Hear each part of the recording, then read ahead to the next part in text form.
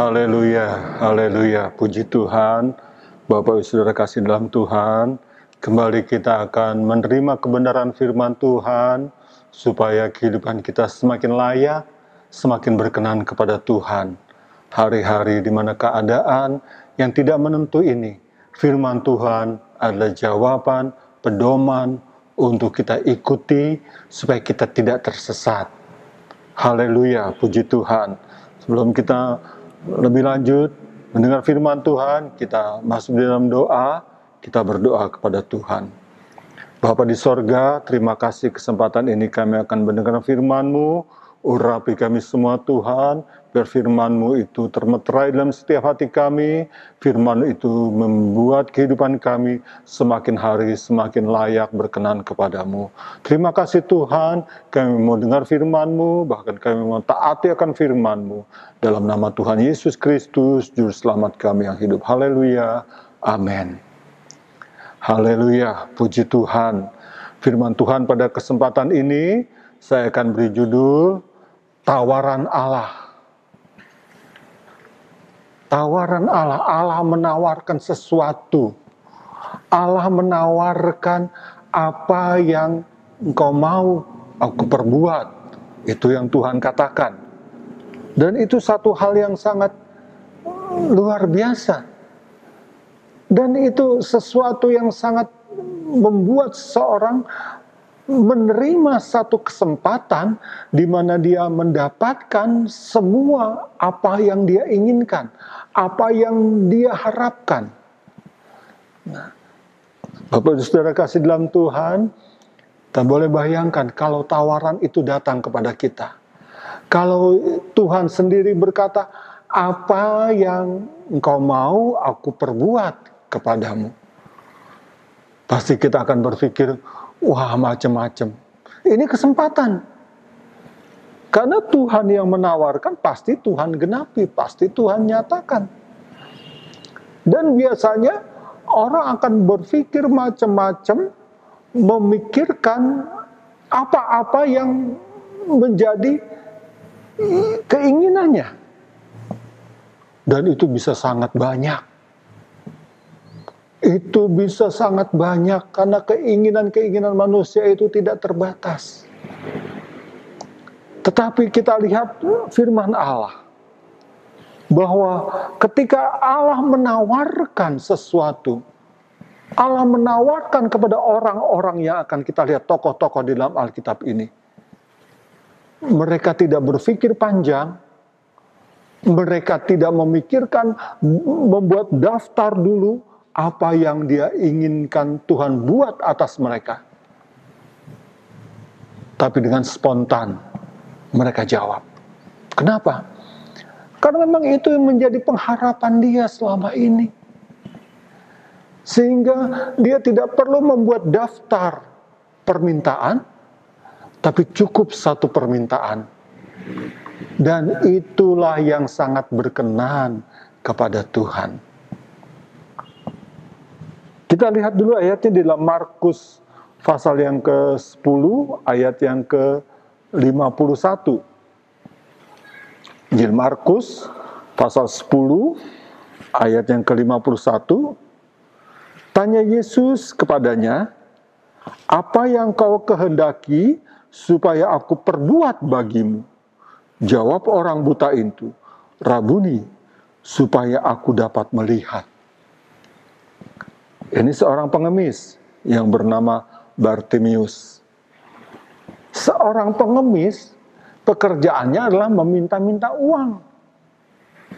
Setiap hari dia ada di pinggir jalan untuk meminta-minta supaya orang memberikan dia uang. Dan kalau setiap hari orang bertanya kepada Bartimius, apa yang kau kehendaki? Pasti dia akan bilang, aku minta uang. Karena memang itu pekerjaan pengemis. Tetapi heran, ketika Yesus yang menawarkan, bukankah ketika Yesus dan rombongannya lewat, dan pengemis Bartimius yang buta ini pun tahu bahwa itu adalah rombongan Yesus. Dia berteriak memanggil Yesus. Dan Yesus berhenti dan dia panggil orang itu. Dengan perkataan, dengan tawaran Yesus dikatakan, apa yang kau kehendaki supaya aku perbuat? Pengemis buta ini mengatakan, Rabuni, Guru, supaya aku dapat melihat. Di sini kita akan melihat bahwa permintaan yang sangat tepat, permintaan yang sangat mendasar, permintaan yang sangat dibutuhkan oleh sang pengemis buta ini. Kenapa? Setiap hari dia meminta-minta uang untuk kebutuhan biaya hidupnya. Setiap hari dia terus dan berulang meminta-minta uang kepada setiap orang yang lewat di jalan itu. Dan tidak ada perubahan apa-apa. Dia terus mengemis, dia terus minta uang, dia terus mengemis. Dan tidak dijelaskan sudah berapa lama. Tapi yang pasti dia sudah berhari-hari, sudah lama. Tapi ketika dia bertemu dengan Yesus, dan Yesus menawarkan, apa yang kau kehendaki aku perbuat. Pengemis itu tidak bilang kepada Yesus, aku minta uang yang banyak. Apa Yesus nggak sanggup? Sanggup memberikannya. Tapi buat apa uang banyak pun satu kali akan habis. Tapi pengemis ini hanya bilang, Tuhan, Guru, aku ingin melihat. Aku minta supaya aku dapat melihat. Dan permintaan yang tepat, permintaan yang berkenan kepada Tuhan, permintaan yang cocok dengan hatinya Tuhan. Firman Tuhan katakan, ayat yang ke-52, lalu kata Yesus kepadanya, pergilah, imanmu telah menyelamatkan engkau. Pada saat itu juga, melihatlah ia, lalu ia mengikuti Yesus dalam perjalanannya. Dia mengemis karena terpaksa. Tapi sesungguhnya Bartimius bukanlah mental pengemis. Ada banyak orang yang bermental pengemis. Sehingga setiap apa yang mereka butuhkan, gampang. Nanti tinggal minta sini dan situ. Hanya mental pengemis. Maunya meminta dan meminta. Walaupun sesungguhnya dia dapat bekerja. Tapi Bartimius yang buta ini, Tuhan tahu. Karena Tuhan melihat hati manusia.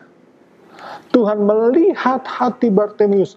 Sesungguhnya dia bukanlah seorang bermental pengemis.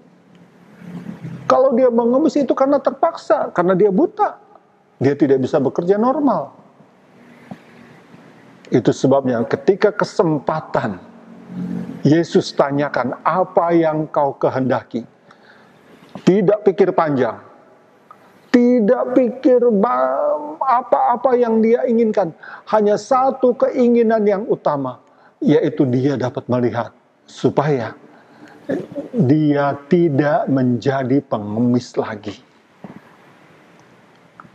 Dia tidak lagi mengemis. Karena memang dia bukan mental pengemis. Itu sebabnya Bapak Saudara kasih dalam Tuhan. Di hari-hari ini memang ada banyak kesusahan. Tetapi janganlah kita bermental pengemis. Yang maunya menerima, dan menerima. Yang maunya untukku, dan untukku. Tidak pernah memberi sesuatu.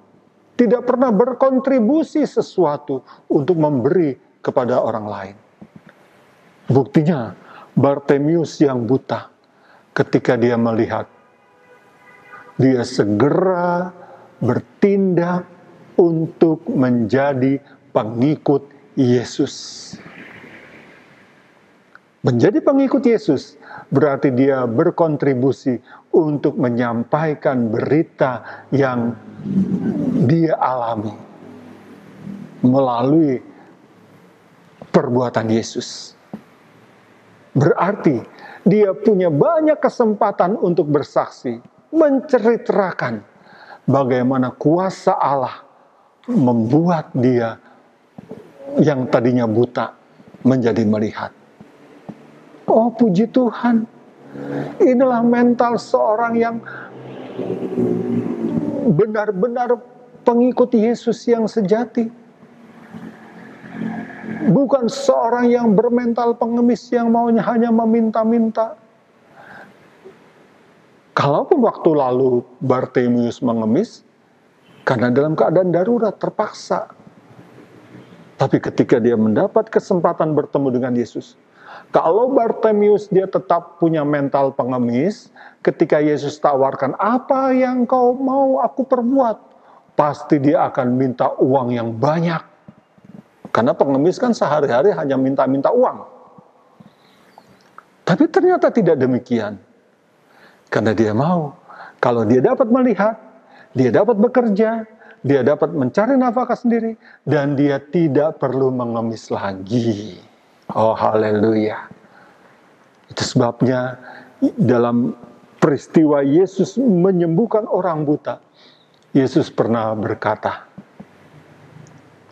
aku datang membuat orang melihat jadi buta, orang buta jadi melihat. Dan tentu saja itu ada orang tersinggung ketika Yesus berkata demikian.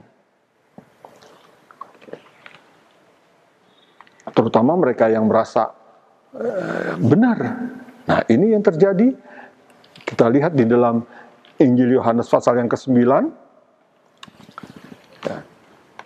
Peristiwa ketika Yesus juga menyembuhkan seorang buta yang sejak lahir. Dan Yesus katakan dalam ayat yang ke-38. Yohanes 9 ayat yang ke-38, katanya, aku percaya Tuhan. Lalu ia sujud menyembahnya. 39.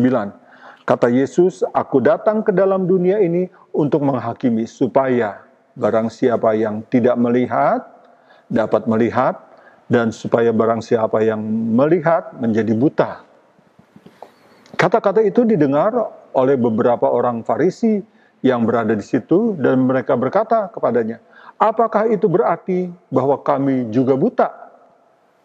Jawab Yesus kepada mereka, sekiranya engkau buta, kamu tidak berdosa, tetapi karena kamu katakan, kami melihat, maka kekallah dosamu.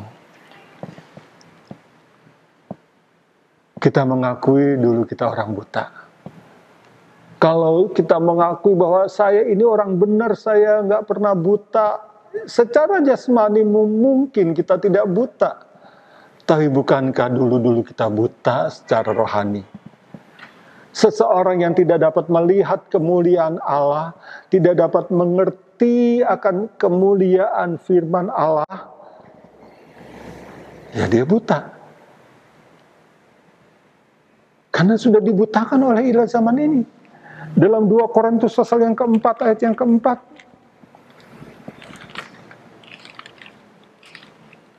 2 Korintus pasal 4 ayat yang keempat, yaitu orang-orang yang tidak percaya, yang pikirannya telah dibutakan oleh ilah zaman ini, sehingga mereka tidak melihat cahaya Injil tentang kemuliaan Kristus yang adalah gambaran Allah.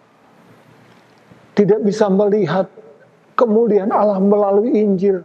Dianggap Injil ini firman Allah, ini buku biasa, berita biasa. Tapi sesungguhnya di dalam berita Injil ini ada kemuliaan Allah. Ada cahaya yang menerangi orang yang percaya. Tapi karena mereka tidak percaya, ya dikatakan mereka itu buta. Mungkin secara jasmani matanya tidak buta, tapi pikirannya, imannya, rohaninya, dia sudah buta. Dan kalau dia tidak mengakui itu, seperti orang Farisi, Yesus katakan dosamu itu akan tetap, tidak ada pengampunan. Tapi kalau kita mengakui, Tuhan memang ini aku orang berdosa, aku buta secara rohani. Tuhan terangi mata rohaniku. Seperti Bartimius, dia dengan spontan, Tuhan supaya aku dapat melihat.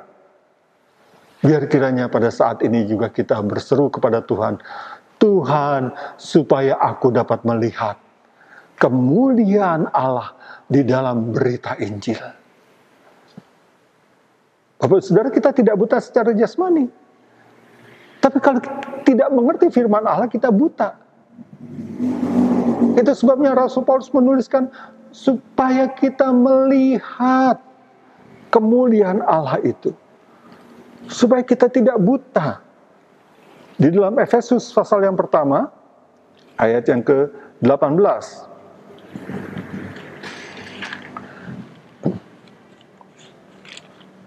Efesus pasal 1 ayat yang ke-18, dan supaya ia menjadikan mata hatimu terang, agar kamu mengerti pengharapan apakah yang terkandung dalam panggilannya, betapa kayanya kemuliaan bagian yang ditentukannya bagi orang-orang kudus. Biar mata hati kita terang, melihat dengan terang. Mata jasmani kita sudah melihat dengan terang. Tapi mata hati kita jangan sampai dibutakan oleh ilah zaman ini. Oleh hal-hal yang duniawi. Tapi mata hati kita diterangi oleh firman Allah dan Roh Kudus. Supaya apa? Dikatakan, agar kamu mengerti pengharapan apakah yang terkandung dalam panggilannya. Kita jadi anak Tuhan, bukan karena kita mau. Yesus sendiri bilang, bukan kamu yang pilih aku, tapi aku yang pilih kamu. Supaya apa? Supaya kamu pergi dan menghasilkan buah, dan buahmu itu adalah buah yang kekal. Haleluya. Itu Yesus dikatakan dalam Injil Yohanes pasal 15 ayat yang ke-16 kalau saudara baca di sana. Tetapi supaya kita mengerti apa panggilan Allah, yaitu kita berbuah, kita menghasilkan sesuatu, tidak pasif. Tidak kekristenan kita hanya untukku, semua mau sendiri. Tidak pernah berbagi kepada yang lain. Nah, itu mental pengemis. Bartimius yang buta pun ketika dia sembuh, dia menjadi pengikut Yesus. Supaya apa? Supaya dia dapat membagikan kesaksian kepada semua orang yang dijumpai. Dan dia tidak lagi mengemis, karena memang sesungguhnya dia bukanlah bermental pengemis. Dia bermental kasih untuk memberi. Dia dapat membagikan bagi orang yang membutuhkan. Haleluya. Itu sebabnya, itulah kemuliaan, supaya ketika kita terbuka mata rohani kita, terbuka mata iman kita, terbuka mata hati kita. Kitab Efesus tadi mengatakan bahwa betapa kayanya kemuliaan bagian yang ditentukannya bagi orang-orang kudus.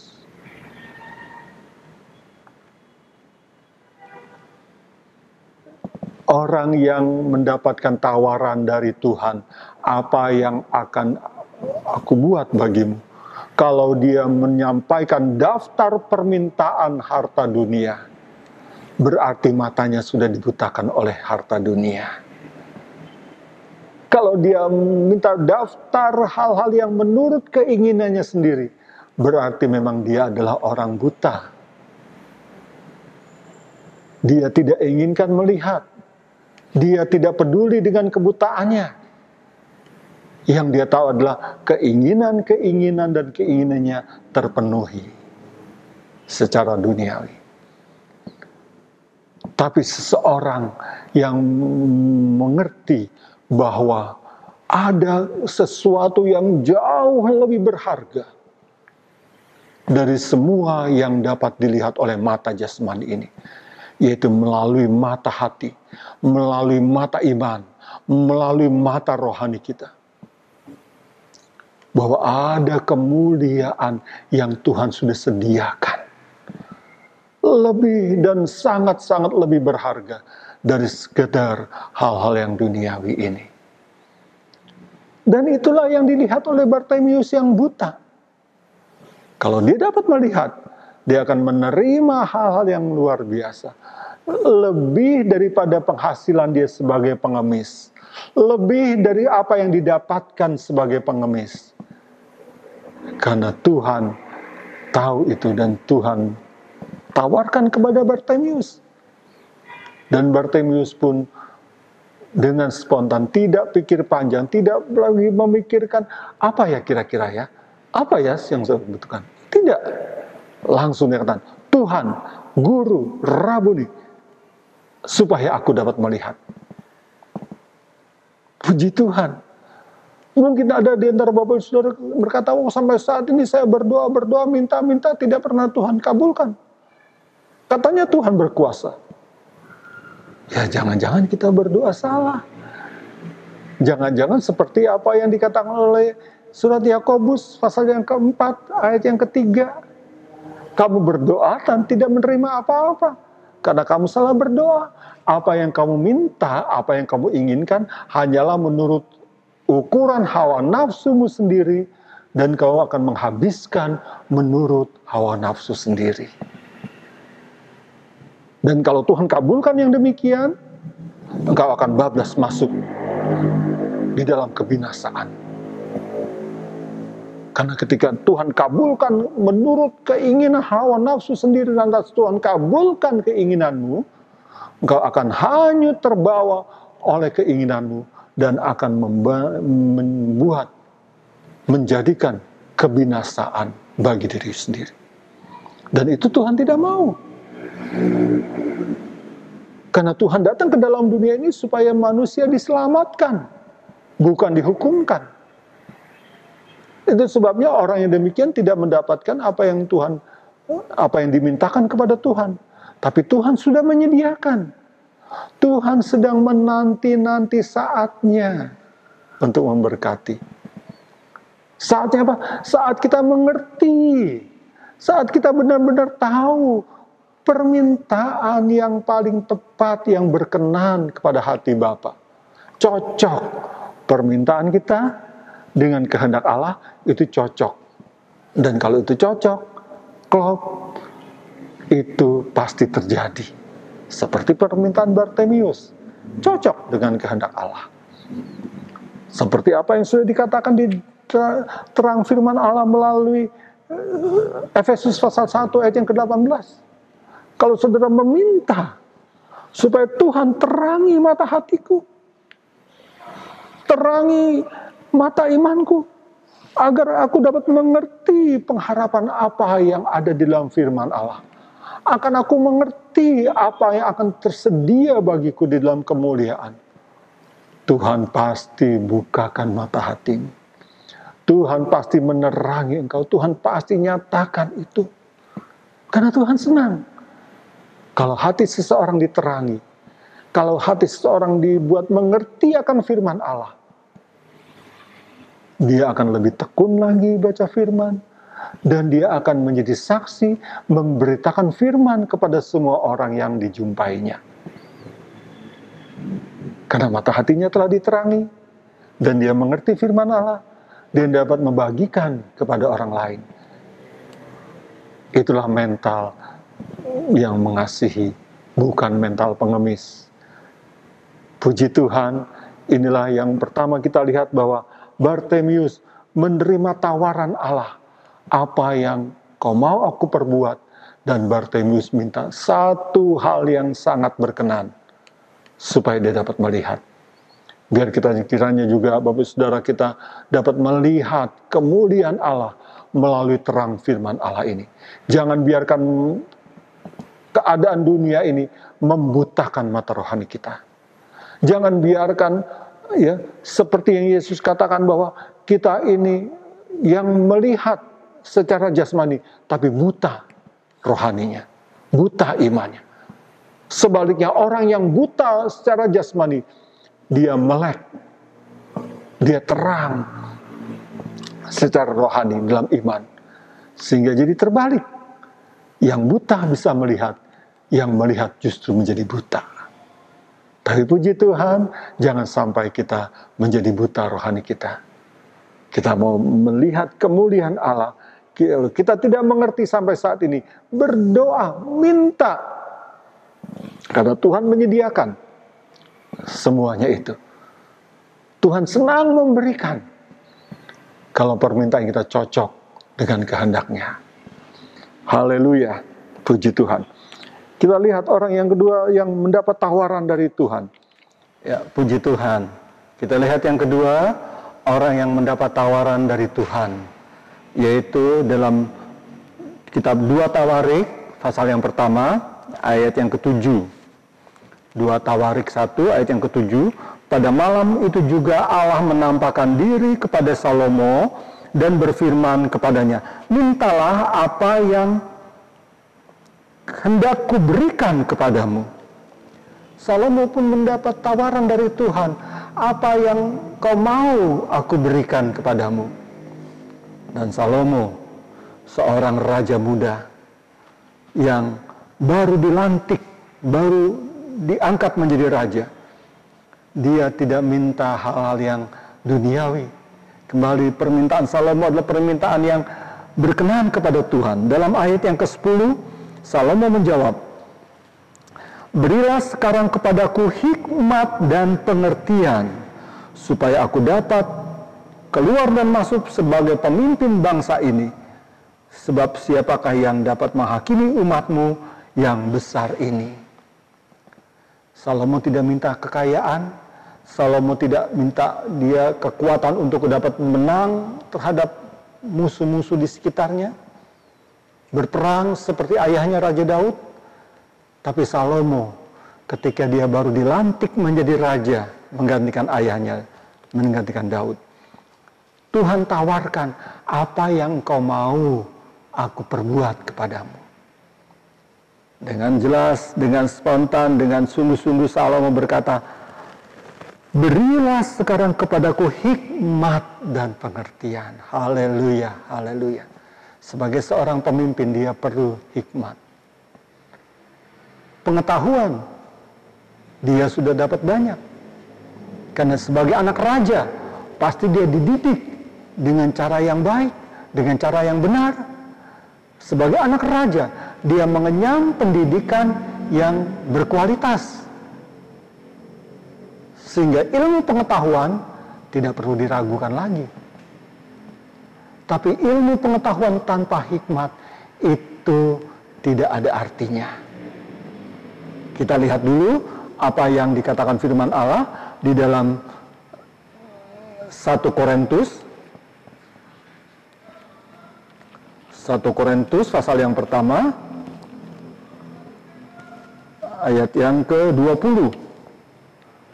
1 Korintus 1 ayat yang ke-20, di manakah orang yang berhikmat, di manakah ahli Taurat, di manakah pembantah dari dunia ini? Bukankah Allah telah membuat hikmat dunia ini menjadi kebodohan? Hikmat, kepandaian yang ada di dunia ini satu kebodohan di mata Allah. Itu sebabnya Salomo, walaupun dia sebagai anak raja, pasti dia mengenyam pendidikan yang baik di masa itu. Tapi ketika Allah menawarkan, apa yang kau mau aku perbuat, Salomo minta hikmat. Dia tahu sekali bahwa hikmat itu melebihi segala-galanya. Dia dituliskan dalam Amsalnya.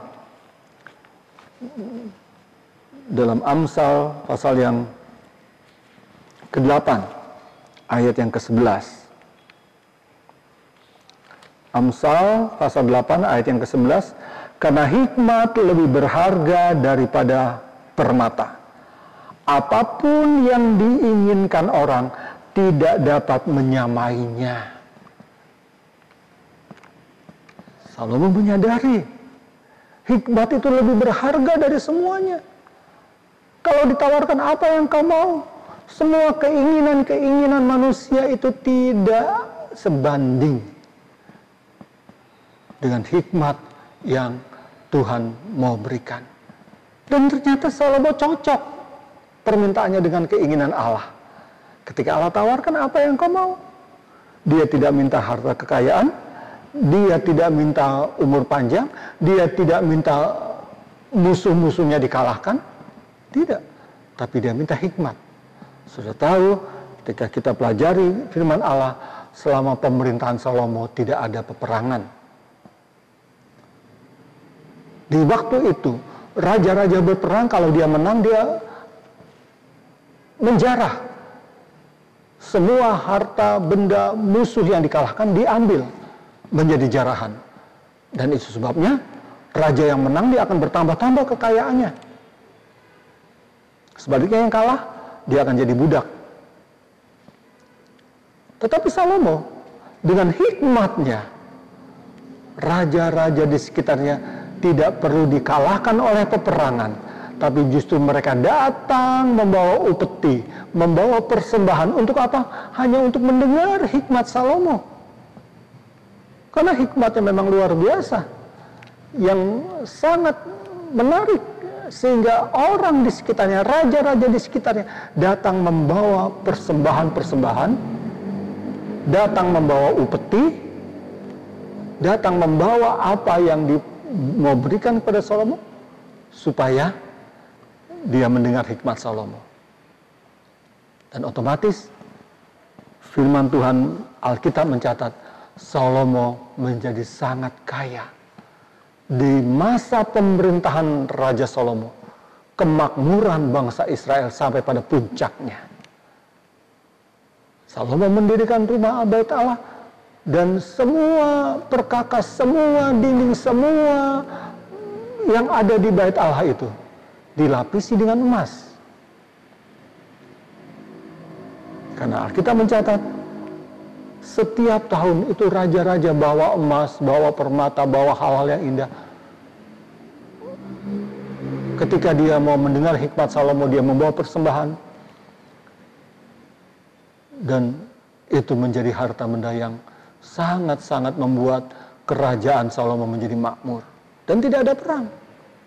Raja-raja sekitarnya udah takluk sendiri. Tanpa diperangi dengan senjata, tapi dengan hikmat Salomo, membuat raja-raja di sekitarnya takluk, tunduk. Tidak ada peperangan. Oh haleluya. Karena memang hikmat dari Allah itu sangat-sangat memberkati. Bukan hikmat dunia, dikatakan hikmat dunia itu tidak, ya, satu kebodohan di mata Allah. Bapak saudara kasih dalam Tuhan, apakah kita termasuk orang berhikmat? Nah, kita bandingkan, kita lihat di dalam kitab Yakobus. Kalau Salomo minta hikmat dari Tuhan, karena memang hikmat itu melebihi harta dunia. Dan tanda orang yang punya hikmat, tanda orang yang diberi hikmat oleh Allah. Yakobus pasal yang ketiga ayat yang ke-17. Ada tandanya. Pemerintahan Salomo sudah berlalu. Hikmat yang Tuhan berikan kepada Salomo dia tuliskan di dalam, ya, kitab Amsal, kitab Kidung Agung, dan juga sebagian dari Mazmur. Supaya orang mengerti betapa luar biasanya hikmat Salomo itu di dalam selama hidupnya. Dan itu sudah lewat. Sekarang di zaman kita hidup, apakah kita menerima hikmat Allah? Apakah kita punya hikmat dari Allah? Orang pinter banyak. Kalau kepandaian, kepinteran, itu orang belajar sampai setinggi-tingginya, dia mendapatkan pengetahuan yang banyak. Oh, puji Tuhan. Tetapi bukankah pengetahuan yang banyak bisa menjerumuskan orang melakukan kejahatan? Ada banyak orang-orang pinter, tapi justru kepinterannya, kepandaiannya dilakukan untuk berbuat jahat. Dengan menipu, dengan, ya, melakukan kejahatan secara ilmu pengetahuan, yaitu dengan alat-alat canggih. Karena memang orang pinter. Tapi tanpa hikmat Allah, kepintarannya itu bisa menjatuhkan. Kita perlu hikmat Allah. Dalam Yakobus pasal 3 ayat yang ke-17. Tetapi hikmat yang dari atas, yaitu dari Allah, adalah pertama-tama murni, suci, kudus. Hikmat Allah itu berbicara dari kemurnian atau kesucian. Selanjutnya pendamai. Nggak ada orang yang punya hikmat, berhikmat yang Allah berikan menjadi pengacau. Dia menjadi pendamai. Peramah. Orang yang punya hikmat Allah, orang yang diberikan hikmat oleh Allah, dia ramah satu sama lain. Nggak garang. Karena hikmat Allah ini diberikan dari Allah sendiri. Bukan hikmat dunia. Kalau hikmat dunia itu beda. Hikmat Allah, hikmat yang di atas, dia peramah. Dan selanjutnya penurut, taat, nurut. Apa yang dikatakan oleh atasan dia turut. Apa yang diundang-undangkan oleh pemerintah dia turut.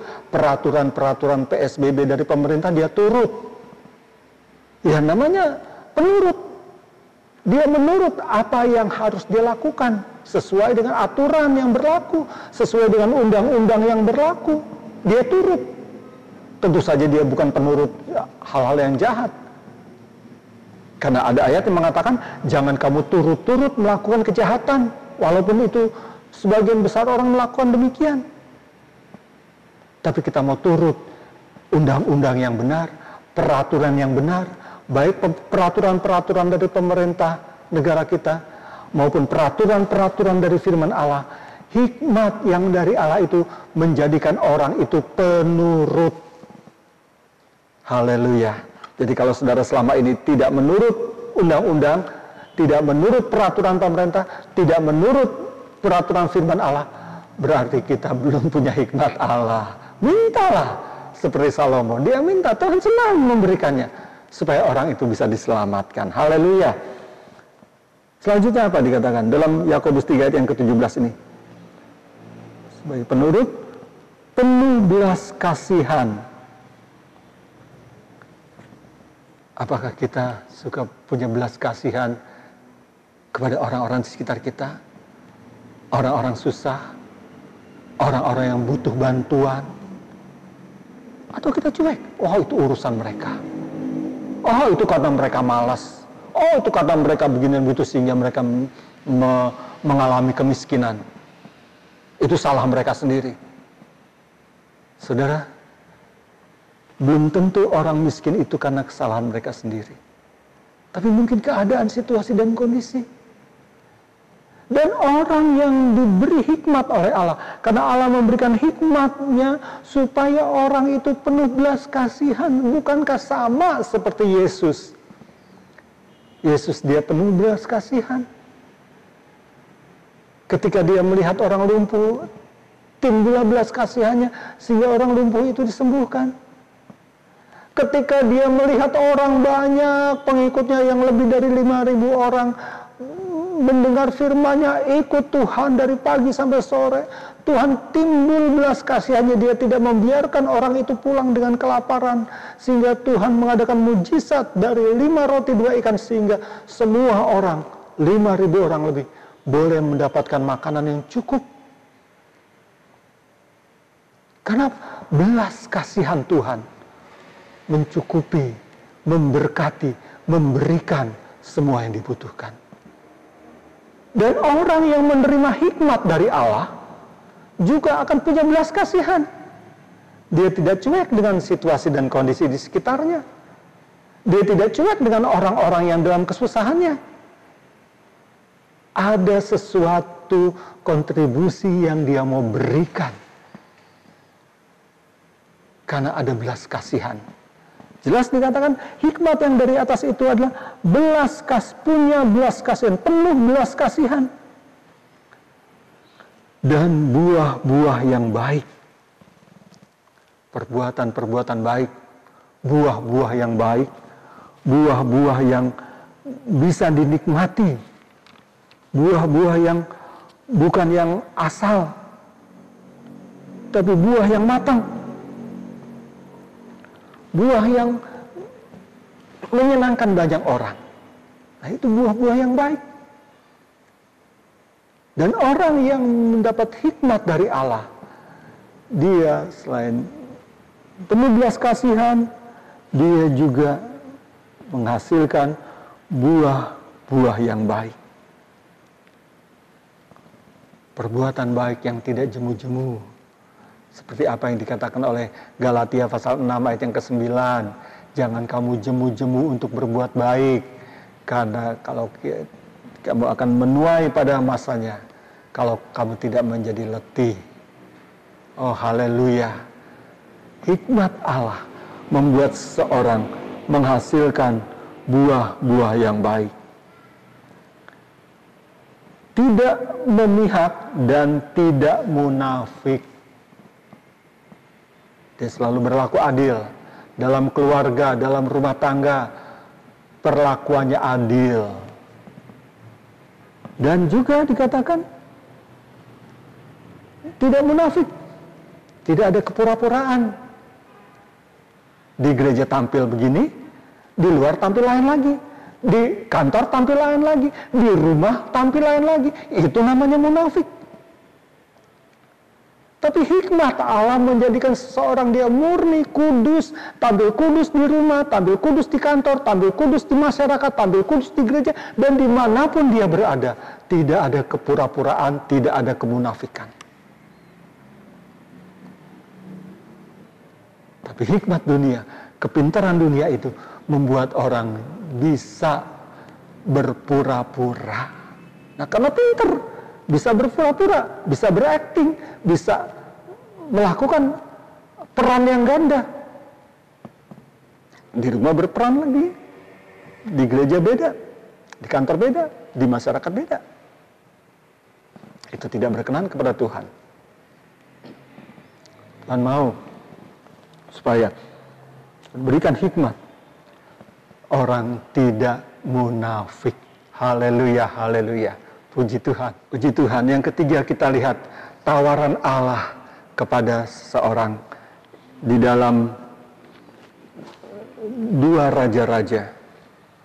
Pasal yang ke-2 ayat yang ke-9. Kitab 2 Raja-Raja pasal yang kedua, ayat yang ke-9. Dan sesudah mereka sampai ke seberang, berkatalah Elia kepada Elisa, mintalah apa yang hendak kulakukan, kuberikan kepadamu sebelum aku terangkat daripadamu. Jawab Elisa, berilah kiranya aku mendapat 2 bagian dari rohmu. Oh haleluya. Elisa tidak minta hal yang lain. Ketika ditawarkan apa yang kau mau, minta apa yang akan kuberikan. Dengan spontan, dengan tegas Elisa mengatakan, biar aku mendapat 2 bagian dari rohmu. Kenapa sampai 2 bagian? Bukankah Elisa adalah seorang murid dari Elia yang selalu ikut kemana dia pergi?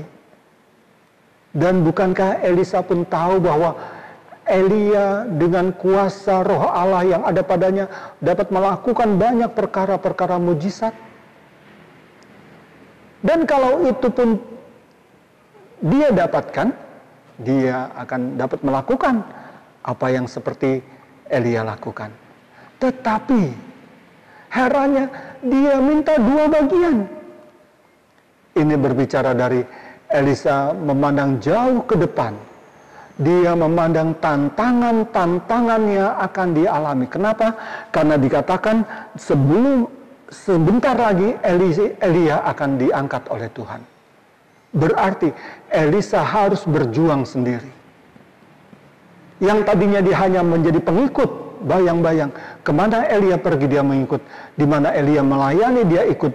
Dan yang menjadi leader adalah Elia. Sekarang Elia akan segera pergi. Dan dialah yang akan menjadi leader. Dialah yang menjadi pemimpin.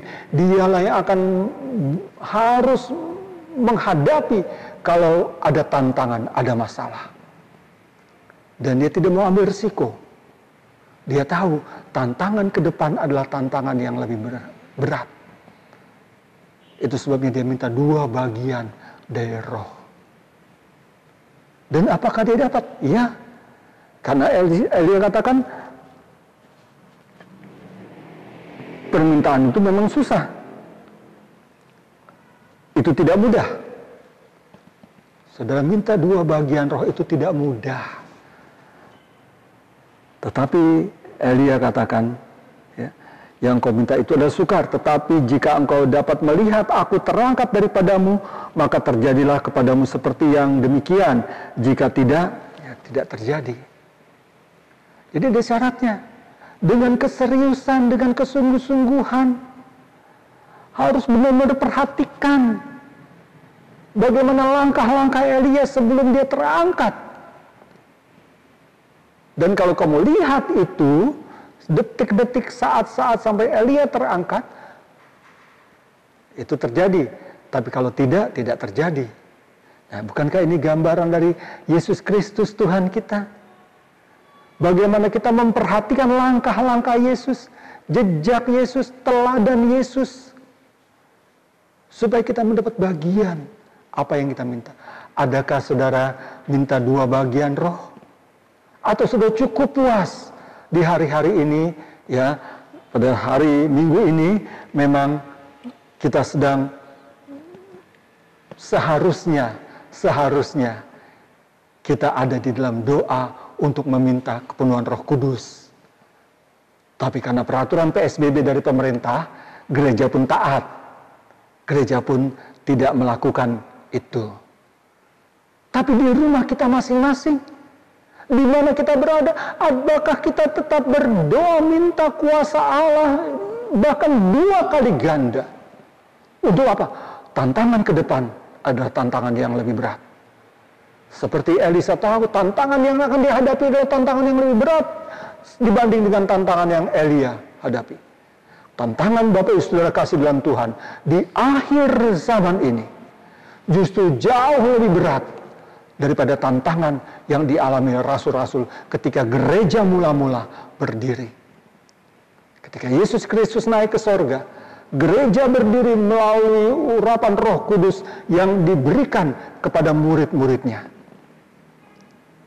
Dan saudara dan saya, kita gereja di akhir zaman ini, kita tidak dapat melewati tantangan, masalah, persoalan kehidupan yang berat ini hanya dengan kuasa yang biasa. Kuasa itu harus 2 kali ganda. Ingat cerita tentang 10 anak darah dalam Injil Matius pasal yang ke-25. Saya kira sebagai orang Kristen, sebagai anak Tuhan, kita sudah tahu semua itu. Bagaimana 5 orang yang bodoh, dia cukup puas dengan keadaannya. Yang penting dia tahu firman, yang penting dia sudah punya urapan Roh Kudus. Tapi dia tidak menyadari hari-hari gelap, yang kelam, yang jahat, yang begitu sukar di hadapannya. Mengakibatkan pelitanya hampir padam, karena minyak mulai menipis. Karena kesusahan-kesusahan penderitaan yang dialami. Tapi 5 yang bijaksana, dia punya cadangan minyak. Dia punya minyak yang 2 kali ganda. Seperti Nabi Elisa, dia minta roh yang 2 kali ganda. Saudara dan saya, kita gereja Tuhan di akhir zaman pun, kita minta kuasa yang 2 kali ganda. Minyak yang 2 kali ganda itu harus kita punya. Untuk apa? Menghadapi tantangan ke depan yang jauh lebih berat, yang jauh lebih sukar daripada gereja mula-mula ketika berdiri di dalam Kisah Rasul pasal yang kedua, di mana rasul-rasul dipenuhi Roh Kudus. Gereja akhir zaman saudara dan saya harus dipenuhi 2 kali ganda. 5 anak darah yang bodoh, yang tidak punya minyak 2 kali ganda, dia tewas. Dia tidak dapat masuk dalam kemuliaan. Dia tertinggal di luar dan dia menerima penghukuman. Tapi 5 anak darah yang bijaksana, dia punya cadangan minyak. Dia punya minyak 2 kali ganda, yaitu berbicara dari urapan kuasa Allah Roh Kudus yang 2 kali ganda. Menghadapi tantangan akhir zaman ini, menghadapi persiapan untuk menyongsong mempelai Kristus untuk datang. Gereja Tuhan saudara dan saya harus punya minyak urapan kuasa yang 2 kali ganda. Kalau hari-hari di mana seharusnya gereja, khususnya gereja-gereja Pantekosta, mengadakan doa-doa untuk kepenuhan Roh Kudus di hari-hari ini. Tapi karena peraturan pemerintah kita tidak melakukannya di gereja, tapi seharusnya lah dalam keluarga-keluarga, di rumah-rumah kita sendiri, kita tetap berdoa, minta kepada Tuhan, supaya Dia mengurapi, memenuhi setiap kita anak-anaknya dengan kuasa yang 2 kali ganda. Bukan untuk gagah-gagahan, bukan untuk supaya kita bisa berbuat spektakuler dengan mujizat-mujizat yang hebat, tidak. Tapi supaya kita dapat bertahan menghadapi situasi, kondisi yang semakin sukar. Sekarang ini kita mengalami kesukaran. Hari besok kita tidak tahu. Yang pasti hari besok akan bertambah sukar. Bagaimana kesukarannya akan kita hadapi, kita juga tidak tahu. Tapi Roh Kudus yang tahu. Roh Allah tahu. Kalau Dia memenuhi kita, Dia membuat kita bijaksana. Seperti 5 anak darah yang bijaksana, dia mendapatkan kesempatan, dia memperoleh masuk ke dalam kemuliaan bersama mempelai. Karena punya minyak urapan yang 2 kali. Yang tidak ketinggalan. Binasa bersama dengan dunia ini. Puji Tuhan. Inilah permintaan yang berkenan kepada Tuhan. Inilah yang Tuhan tawarkan kepada saudara dan saya. Apakah kita masih memikirkan hal-hal duniawi, keinginan-keinginan segala hal yang kita butuhkan secara daging ini? Kalau itu yang masih kita pikirkan, berarti kita tidak cocok dengan kehendaknya Tuhan. Dan jangan salahkan Tuhan kalau kita tidak dapatkan. Tapi orang yang minta menurut kehendak Tuhan, cocok dengan kehendak Tuhan, semua mendapatkannya. Bartimeus yang buta, dia dapat melihat. Kalau saudara dan saya minta diterangi mata hati kita, Tuhan terangi sehingga kita dapat mengerti terang Injil ini, kemuliaan Allah di dalam firman Allah. Salomo meminta hikmat, Tuhan berikan. Kalau sudah minta hikmat Allah, Tuhan pun memberi dengan kasih-Nya. Karena Dia senang memberi, asal permintaan cocok. Dan Elisa dia minta 2 bagian roh. Dan ini sangat dibutuhkan oleh gereja Tuhan, saudara dan saya, di akhir zaman ini. Supaya kita dapat menghadapi situasi kondisi yang semakin sukar dengan pimpinan, dengan kekuatan dari kuasa Allah. Haleluya, haleluya. Kita lihat ayat terakhir sebagai kesimpulan. Apakah kita cocok dengan kehendak Tuhan? Kalau kita tidak cocok dengan kehendak Tuhan, kita akan mengalami kebinasaan. Dalam 1 Yohanes, surat 1 Yohanes pasal yang kedua, ayat yang ke-16 dan 17. 1 Yohanes pasal 2, ayat yang ke-16. Sebab semua yang ada di dalam dunia ini, yaitu keinginan daging dan keinginan mata, serta keangkuhan hidup, bukanlah berasal dari Bapa, melainkan dari dunia. Apakah kita melakukan seperti ini?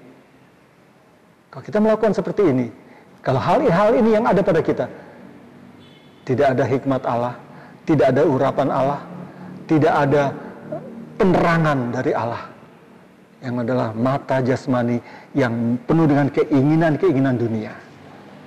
Dan ayat 17 katakan, dan dunia ini sedang lenyap beserta dengan keinginannya. Tetapi orang yang melakukan kehendak Allah tetap hidup selama-lamanya. Haleluya, haleluya, puji Tuhan. Apakah kita menurut hidup kita menurut kehendak Allah, cocok dengan kehendak Allah, kita akan menerima upah hidup kekal selama-lamanya. Tapi kalau keinginan kita hanya condong kepada perkara-perkara duniawi, dunia akan lenyap. Dan semua orang yang ada di dalam dunia yang penuh dengan keinginan dunia pun dengan segala keinginannya akan dilenyapkan. Puji Tuhan, biar kiranya hati kita selalu cocok dengan kehendak Allah, menurut kehendak Allah, sehingga kita akan menerima janji Tuhan, keselamatan bersama dengan Tuhan selama-lamanya. Haleluya, puji Tuhan. Tuhan memberkati kita semua. Amin. Kita berdoa. Bapa di sorga, terima kasih banyak buat firman-Mu pada saat ini. Biar kiranya Roh Kudus memeteraikan untuk kami mengerti, menerangi kami semua ya Tuhan. Supaya kami melakukan menurut kehendak Tuhan, bukan menurut keinginan-keinginan kami. Karena keinginan kami, keinginan dunia yang banyak ini akan mengalami kebinasaan dan semua akan lenyap.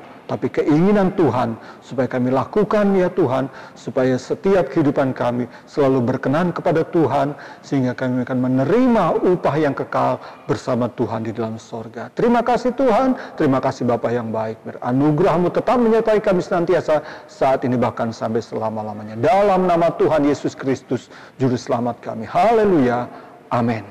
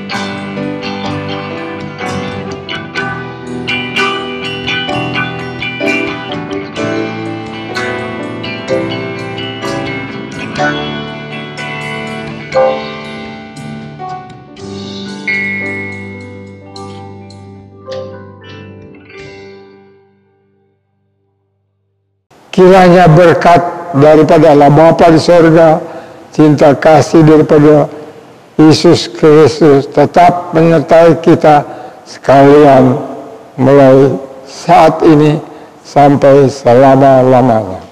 Haleluya. Amin.